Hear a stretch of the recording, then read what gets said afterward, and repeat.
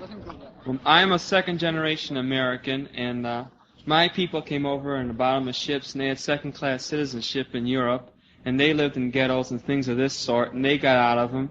And how come I have certain attitudes towards Negroes that may be prejudiced? Where did I get these attitudes? If they weren't from the Negro people, none of my people ever owned slaves or anything of this sort. How did I get my prejudices?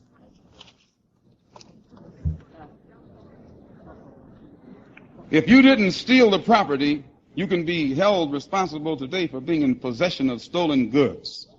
The book says that the sins of the fathers will be visited upon the heads of the children even into the 7th generation.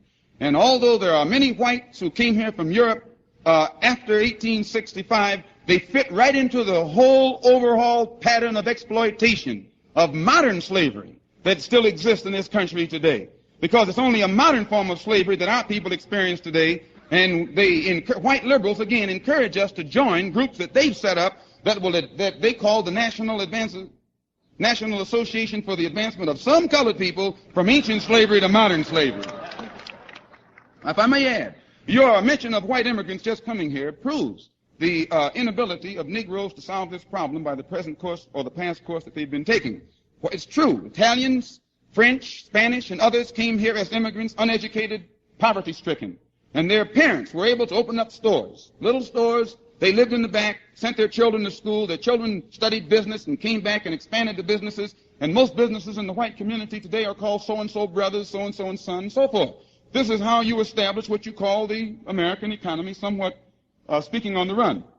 Negroes have been here free since 1865, so-called, have a purchasing power of $20 billion per year, have more education than any group, any minority group on this earth. You can't go in the Negro community anywhere in the Bay Area and find 5 businesses owned by Negroes, so-and-so and son, or so-and-so brothers.